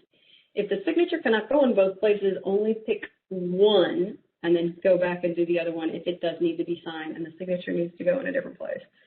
Now, for this one, it knows that the 4025 is supposed to be the NG 4025 approver. If it's not, then again, you can just double click in here to bring up the ellipses, click on the ellipses button, and then choose the correct option for you. I'm going to cancel that because I like it where it's at. And then in this case, if you need the signature title, click on this checkbox and then choose finish. And it's going to go through the process. Depending on when the last time you put in your PIN will depend on whether or not it asks you for your PIN again. It depends on the Active Directory settings. The PIN will stay active for, I'm not entirely sure, but I think it's like 5 to 10 minutes. It might actually be longer, but ASIC controls that, so I'm not 100% sure how long that will stay in there. And it might be different on different computers. I'm not 100% sure about that one. So that way you can also electronically sign, but note that if you do the electronically signing this direction, there's no guarantee that the signature is going to go in the correct place, because if the contractor manually signs it by actually writing on the paper and then uses a scanner that doesn't make sure it orients the paper right and it comes in sideways or not straight anyway, we can't guarantee that the signature position is going to be the same. So I would definitely suggest double clicking on the file and checking to see where the signature went. It's going to take it a few minutes to open up, or open on a screen that I don't have on right now. Let's see. There it is. Where'd it go? There we go. All right.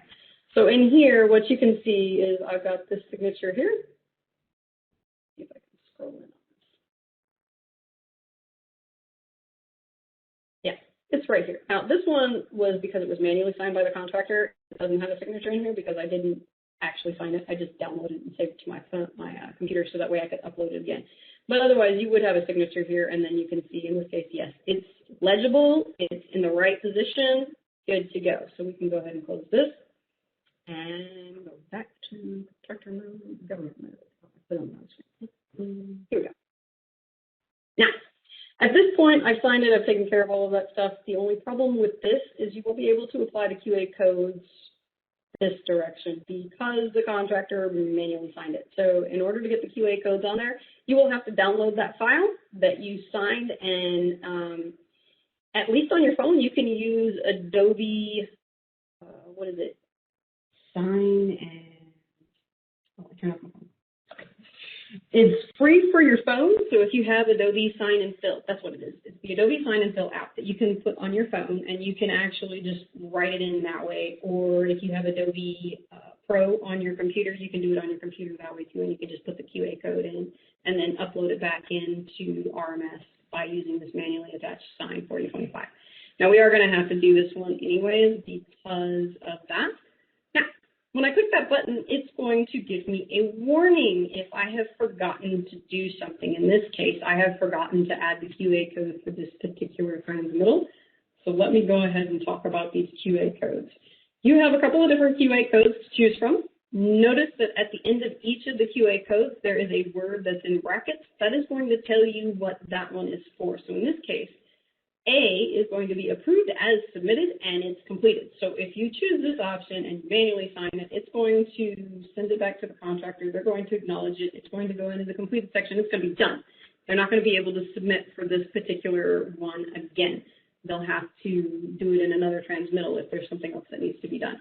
This one is also going to be completed. It's just there's some small minor details that are wrong with it that don't really require another transmittal in order to fix. Just it's going to be put in the drawings, and the contractor will have to go through and do that at that point. Probably commented about it either in the primary remarks or the secondary reviewer remarks. Let's see, back over here. Then C, this one is approved, but more stuff needs to be done for whatever reason, and it's going to be resubmitted. So once this one option is chosen, yes, it will go to the completed, but in the submittal register, it'll still show as outstanding because it's going to be resubmitted at a later date for various different reasons. And then you can go through and you can see all of the other ones that are options. What you choose is going to be based off of the district policy as well as the contract and the transmittal. All of those things are taken into consideration as to which one is to choose. I would suggest consulting with the district policy as well as the contract, the specific contract requirements for this particular transmittal to find out which of the codes you should be choosing. Now, in this case, I just want this one to be finished. So I'm going to go ahead and choose approved and completed, and then I'm going to manually attach and sign the 4025. Now, when I do this, it's going to ask me, hey, where do you want to put that? And I'm going to just use the same one, and I'm going to go ahead and tell it to open, and it is going to go with a new document package. Now, what you will notice down here is the first document package is still in review, but there's a new one, a second one, and it's not complete. So if you need both of these documents to go to PCF, you need to open this one up first and tell it to accept if it's good to go, or if you don't want those documents to go to PCF, then just leave it in review. If you do want them to go to PCF, you just click on this accept button and tell it yes. And then you got to go back and go to the second document package. If this needs to be submitted, there are two steps that you'll need to do. The first is you'll have to click on this button for submit for review. And then the second would be to click on the button for accepting. Now, notice when I clicked on the submit for review, it's telling you, hey, it's read only. You okay with that? I'm going to say, yes, I'm okay with that. And then I'm going to accept the package because I do want this to go to PCF. However, you'll notice this one's got a big old warning. It says the 4025 document has not been signed. So in order to send it to PCF, you really need to have a signature on there. So I would say no, and then tell it to come in there and manually signed by the government. And then you can go ahead and accept it, and that way it knows, oh, okay, it's manually signed. So even though it wasn't electronically signed, it is manually signed. Let's click on yes. Let it do its thing. Click the back button, and now you will see the status is accepted. So if you have a lot of transmittals and you have submitted all of the document packages and accepted them, and you want to know what the status is of PCF, I'm going to show you where you can check that without having to go into each individual document package for all of the transmittals to find it. So at this point, nothing that I've done in here is needing to be saved because all of, yes, I I am playing the role of both government and contractor. I apologize. I'm going to go to the contract menu. Now, I didn't hit the back button because I know there's going to be 2 back buttons that I have to hit, and I like to be as efficient as possible and hit the fewest number of buttons that I have to, just to make my life a little bit easier. Then I'm going to come over here to the Administration tab, and I'm going to go to the Contract File module. Inside the Contract File module is all of the documents that are going to be submitted to PCF or just in RMS period. And what you will see is the PCF status showing up over on this side. Now, if you don't know which of these sections it's going to be under, but you know what it's called, you can come up to the search box up here and you can type in Transmittal.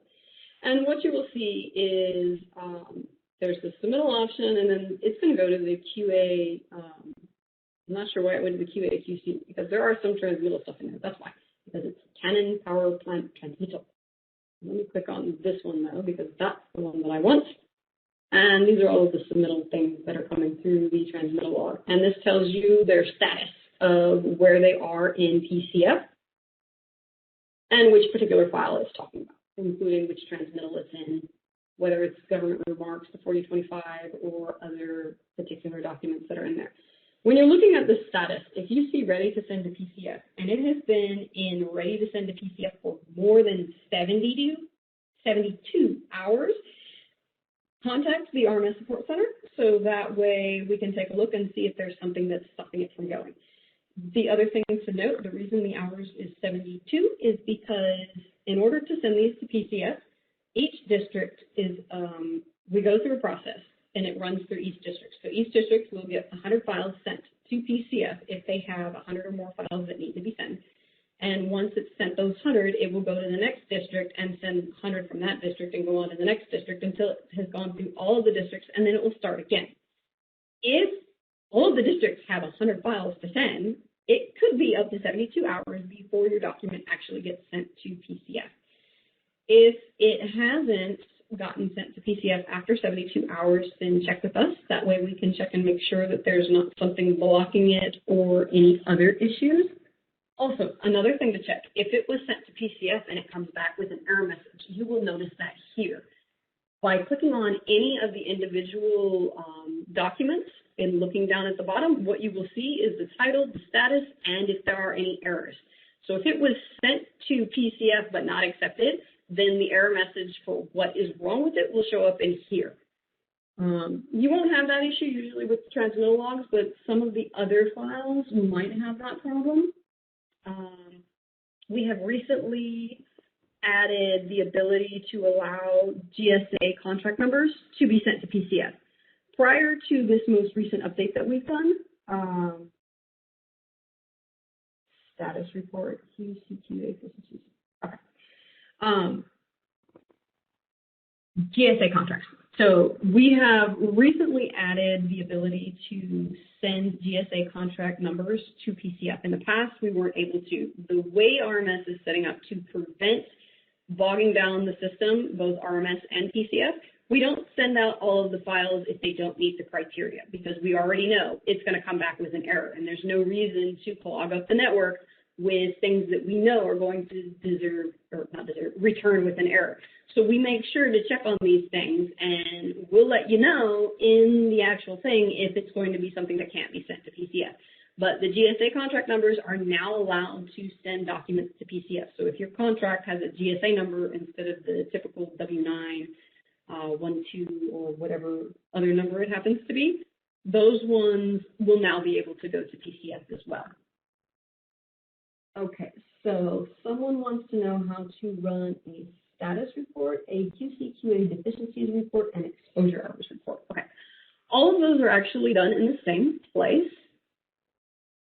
Let me go ahead and go. Now, I didn't make any changes here, so I can go directly back to the contract menu, although I think with that one, there's only one button anyway, so it doesn't matter. Let me go over here to contract reports. All of your contract reports, so there's two different types of reports that RMS offers. They offer the one in the contract itself, which is all contract specific, and then the ones for district-wide. If you only need the report specific to just a contractor, then you can come into the contract itself and search for the specific one. In this case, I'm going to look for, go with the status report. Status. Now, when you do your search, I almost always advise you to use this search box over here because it's going to make your life so much easier, especially when you have a ton of things to look for. And what you will see is when I type in here and search, I have narrowed down my number of options for my group by with admin and QA/QC. Now, with status, I'm pretty sure this is going to be under QA/QC. This is a QC test status listing. So in this case, what I'm looking for is the contract status sheet. And we can open this up. Now, with this particular report, you have a couple of options that you can choose to include on this report in order to view either everything or only some things, depending on what it is that you want to see.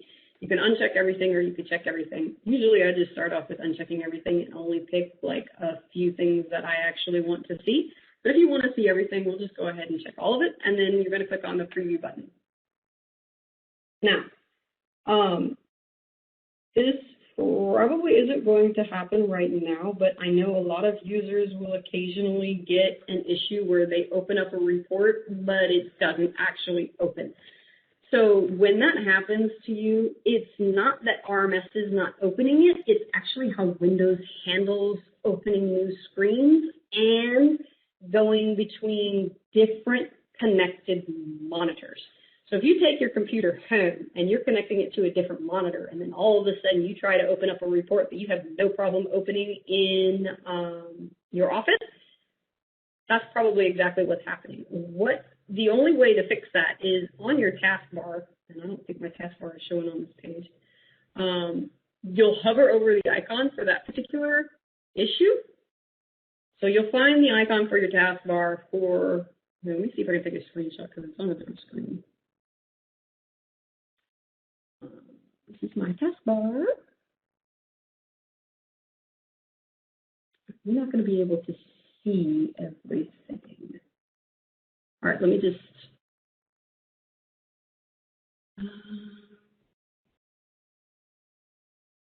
I'm just going to share a different screen in 2 seconds. Should be able to see, why did this bring us over on this page? All right, so down here, these are all of the open icons that I have. So what you will notice is that RMS has 2 windows open. You can tell because there's this little step going on here when you hover over that. If you just hover over that, it will, not when you're screen sharing, because when you're screen sharing, it's not going to let you do this. But when you hover over the icon, it's going to show you a display of what the 2 little options are. If you hover over that and then find the one that's usually a white screen, that's all it is, that's your report. When you move your mouse over to that small little screen, you're going to right-click on it, and you're going to choose Maximize.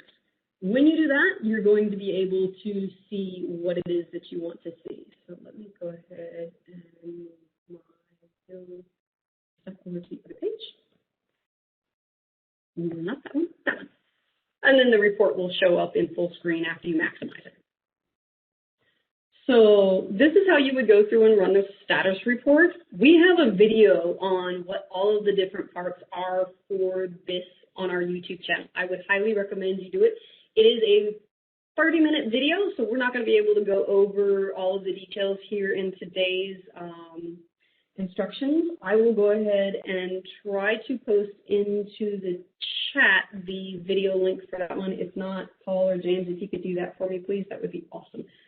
Because like I said, it is a full 30-minute video. It talks about each of the different sections, and it tells you where each of the information comes from, how you can go through and troubleshoot it. And there are links inside the video where if you only want to look at the progress section, then you can click on that part and it will take you straight to the progress section. You don't have to watch the rest of the video if you do not wish to. So that's how you can deal with the contract status sheet, because this is pretty in-depth. And you can also see this on, I never covered how to make documents. What was the rest of that comment? I didn't see all of it. The question was, I tried the videos and it never covered how to make documents shared with the contractor in the document package in the return transmittals.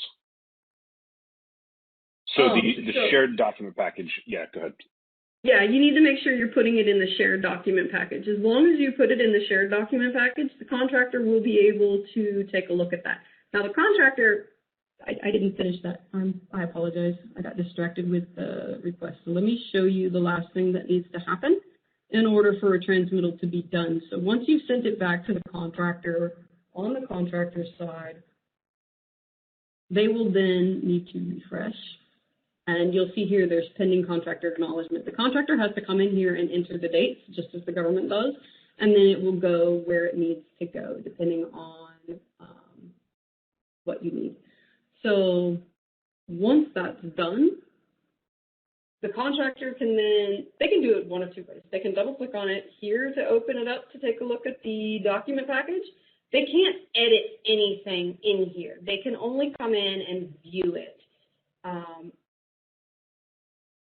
But we would recommend that the contractor first enter the receive date, then come over here. But they need to make sure that they recognize which number it is, because if they don't remember what the submittal number is, and there's a lot of submittal items in here, then they're not going to be able to use the search bar to figure out which one it is. They can do it by the date. I would advise doing it by the date, and that would be the contractor receive date, and they can filter this here. However, like I said, it does get a little cumbersome when you have a lot of stuff in here, so it's best to make sure you know which transmittal you're going into.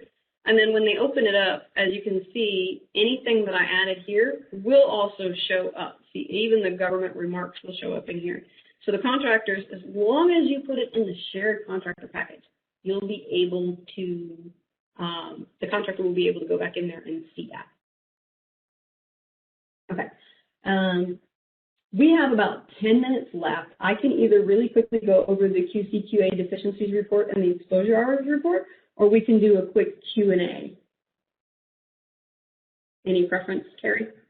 Let's do a quick Q&A real quick. I know we've spent a lot of time on submittals, and it's been great, but I just want to make sure there's not something that somebody's sitting out there like with a burning question that they would really like to ask. And if not, then you can go ahead and proceed with doing the other.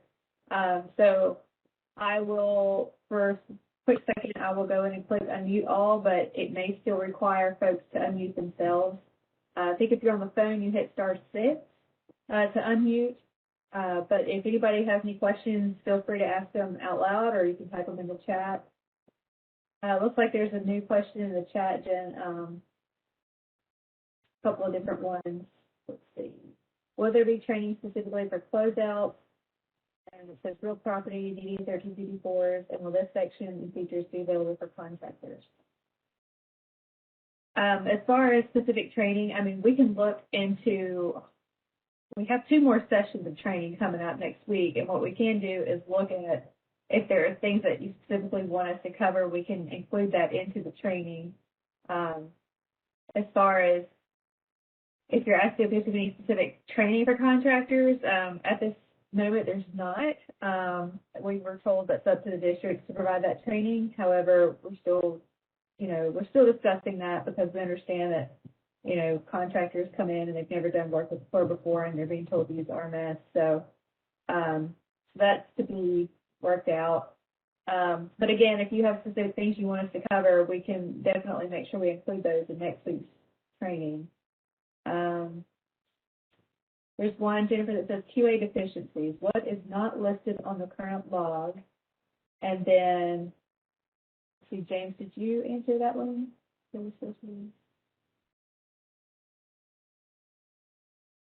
Okay, so again, if y'all have questions, feel free to unmute your line and ask them, or you can type them in the chat. We'll give it just a minute, and then Jen, if nobody responds, then you just go ahead with what you were going to show. Okay.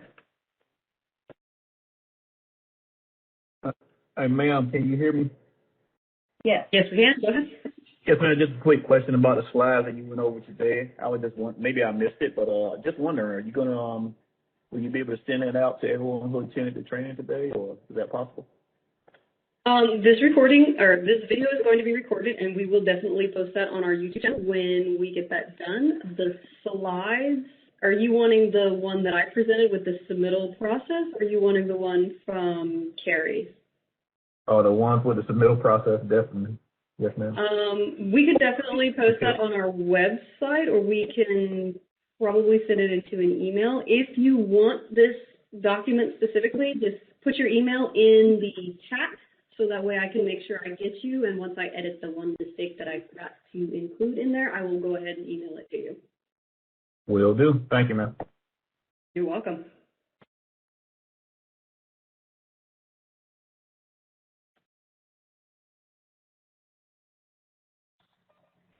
Hi, Jennifer. This is Paula Furman. I missed the part as to where the submittal packages should be put. So should the contractor be putting them up at the top where it lists the different submittal items, or down at the bottom where they also include the 40, they'll have a document package for the 4025. Should that package also include the submittal items, or should that? Yeah, go ahead. Oh, okay. So because I have different contractors, well, actually some contractors do it all of these ways, but some will put the submittal items right next to the document package for the submittal, right next to where the submittal item shows up, because then when you click over there, there's a place for the government response to go. But then, go ahead. Oh, but I was going to say it's up to the district as to whether or not you want it to be in the assignments. Let me bring up one of those really fast and make sure we're on the same page. So let's open up this guy. You're referring to where they can put the attachments up here versus down in the document package, correct? Okay. Right. Where it's placed is going to be based off of district policy as well as the specific contract. And it could also just be government preference. If you prefer to have the contractors put it up here in the attachments, then you just need to make sure you tell the contractors, hey, any extra attachments you need to make sure you put in this particular document package. That being said, when it gets opened up, notice that there are two in here. Again, this one's got a contractor and a government. You need to make sure that everything goes in the contractor document package if you're going to send it back to the contractor for them to see. And when the contractor comes in here, they just need to make sure they add it to this contractor one, the top one. They don't need to even worry about the bottom one if they can even see it, which I don't think they can. Well, no, that bottom one is the response field. That goes back to them. You mean this one right here? No, back where you were. Go back a step. This one? Oh, wait. Let me back. No. So, no. This bottom one right here is see what it says? It says, what? This is the one you're talking about, correct? Right, yeah, that's where in the writing, at least on, I can't see this little tiny writing, but on mine it says attach your response. And so when you put a document in there, it is shared with the contractor. If you go and add a document in this window here, that gets shared with the contractor. You could be right, but I would not advise using this government one because most of the government ones are going to be only on the government side. And if you do that on here, it's possible that when you go to another document package, you'll accidentally forget that and you'll put something in the government only one and the contractors are not going to be able to get it. And they'll be like, you don't know where it's at. So I would definitely advise putting it in the contractor one at the top because all of the responses will be in there. And then just let your contractor know my responses for any documents that need to be added will be in here, or you can also always just stick it right in here, be like, hey, all of the responses are in the contractor document package of the attachments. But usually we get response sheets, so I'm trying to send them the sheet from the reviewer. Yeah, so in that case, yeah, definitely put it in this top document package, or you can put it down here in this bottom document package. Which one you put it in is your personal preference.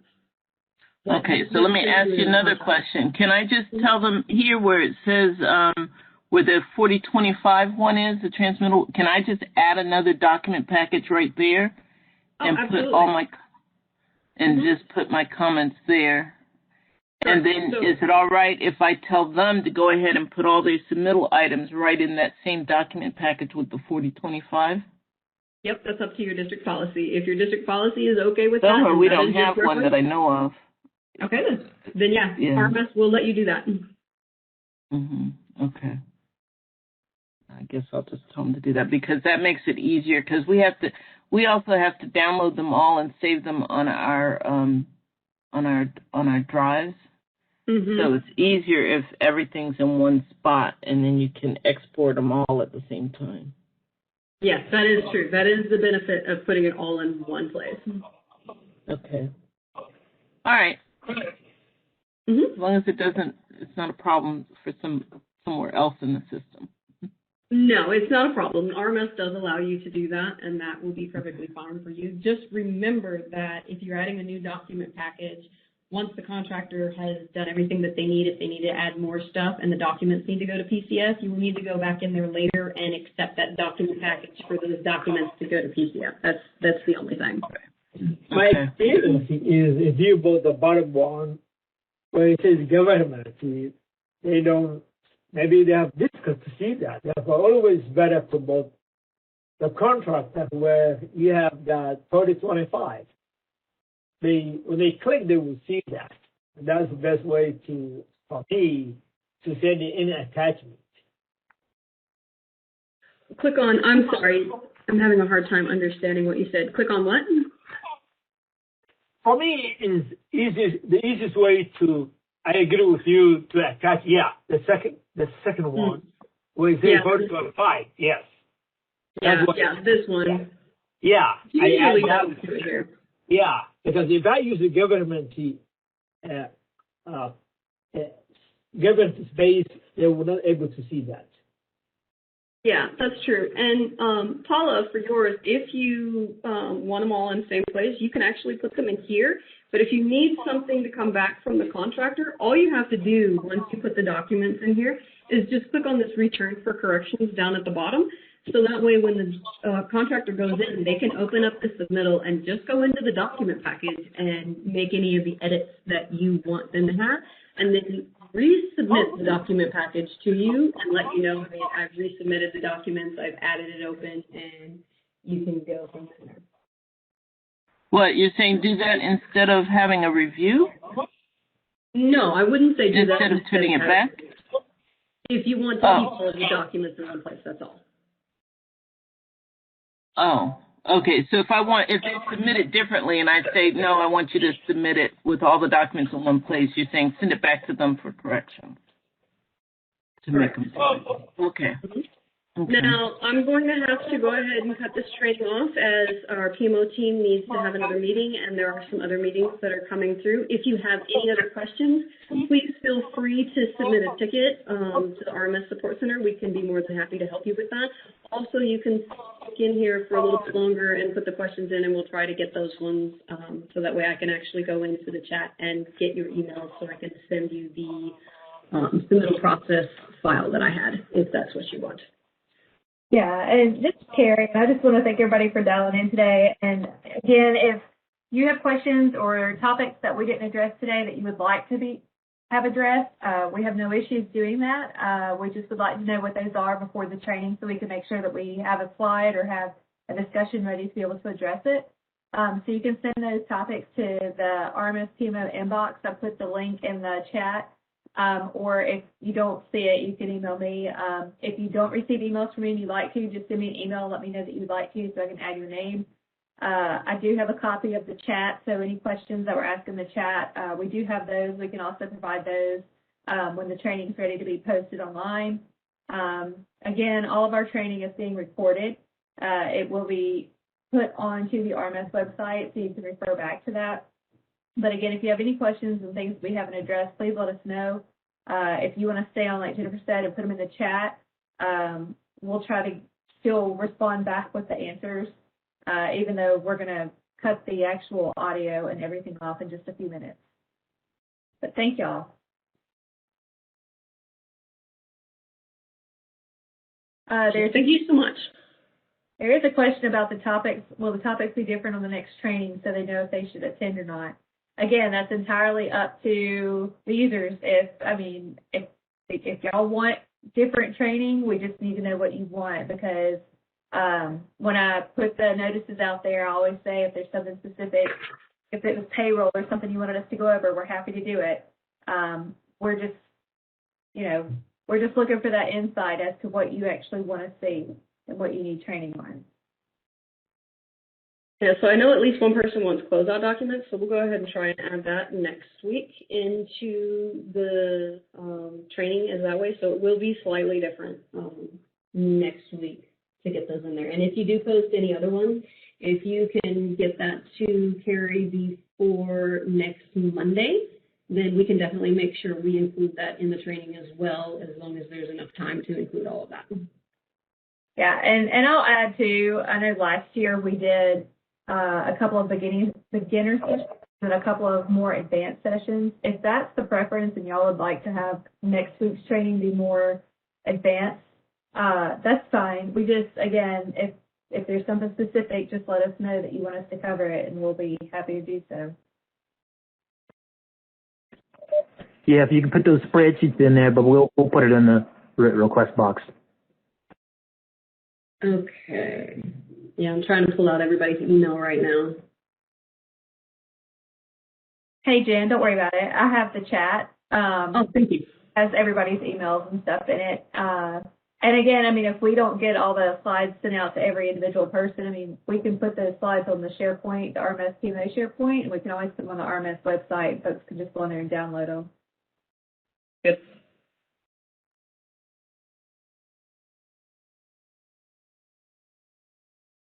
Okay, looks like someone wants basic 101 navigating RMS. Okay.